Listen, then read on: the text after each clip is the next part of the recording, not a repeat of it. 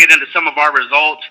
We will get into some of our struggles because some of you guys just look at our net result, the end result, and it took a lot of struggle, growing pains, trying different models, and to get to where we're at today, where we're able to sell over 100 homes a month. Last month we sold 104. The month before that it was like 103. And the month before that, I think it was right at 100. So we're consistently hitting on all cylinders, running a hybrid system all through teamwork.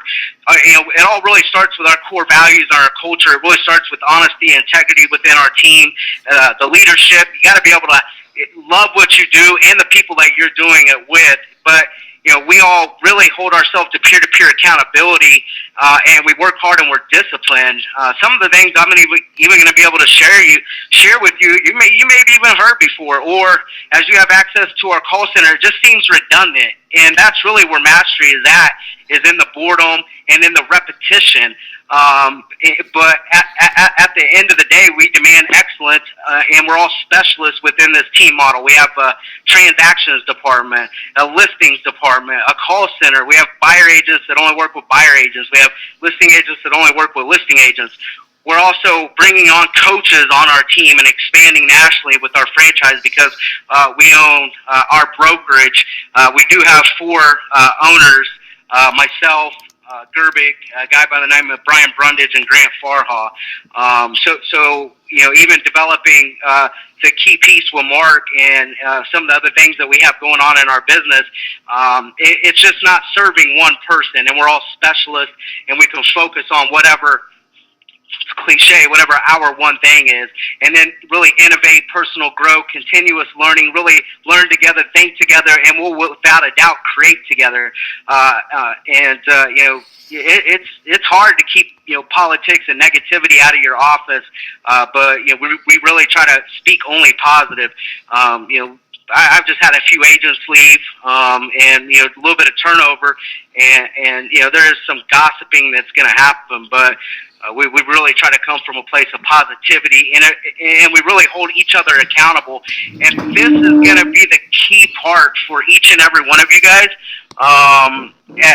At first, you guys are probably going to think I'm a little extreme and damn near borderline crazy, but that's why we get extreme results, is because we do extreme things and hold ourselves to a high accountability mark. And really with the spreadsheets and the tracking and some of the things that we're going to get into with working with your guys' team, and you're going to have to look yourself in the mirror, and it's going to take a lot to hold yourself accountable, hold your agents accountable. Even in the other beta program that we kicked off with, we're probably maybe even going to have to hold some of your leaders accountable, or even the Rainmaker accountable.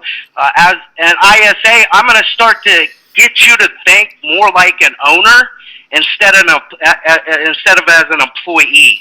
And so your mindset and the way you look at things are going to change. How you approach your day and how you communicate with your teammates is probably going to be different than what you've experienced in the past, because a lot of people, a lot of ISAs, they feel like they're just redundant, making all these calls and data management and tracking, and it's kind of like you can't see further than your computer screen with the vision, but I want you to get weigh in and buy in from your whole team on the way that the ISA department is going to be developed, because you're going to have growing pains. There's going to be issues. The model you're running now might not be the model that can support the growth in the future, and so you're going to have to make those changes.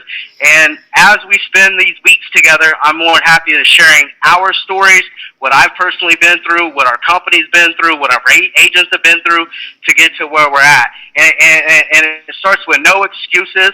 You can't. There's no crying in real estate.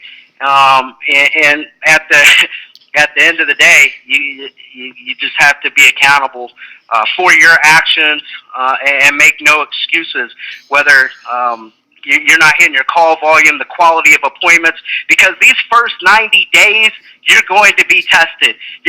So for some of you new ISAs, you're going to hit that 40-day mark, 45-day mark, and you're going to be like, shit, is this for me? Can I do this?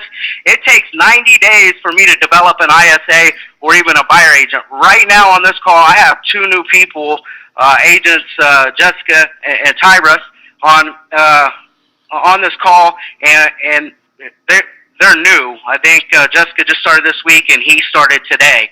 And it's going to be a 90-day process for them to get up and running with the technologies, the systems, just the nuances.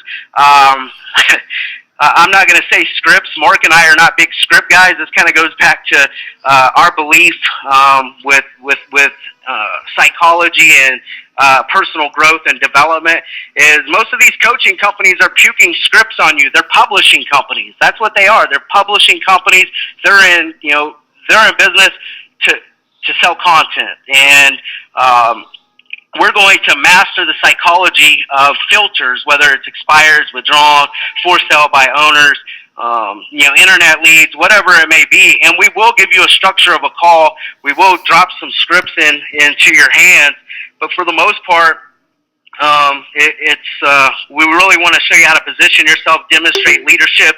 We're going to work on how to isolate pain points, exploit pain points to get them to take action on their own needs, wants, and desires, not your commissions, not the buyer agent's commissions, or how to identify and enhance pleasure points, and really how to have active listening and use the information that they're telling you to really solve problems or whatever's necessary to get them to take action to do business versus just reading off a script. We will get into quad scripting. I do believe in that.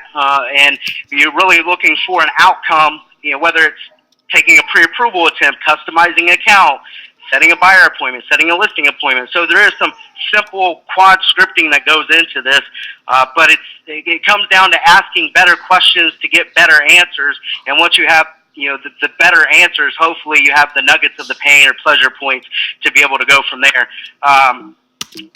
Right now, the whole ISA movement is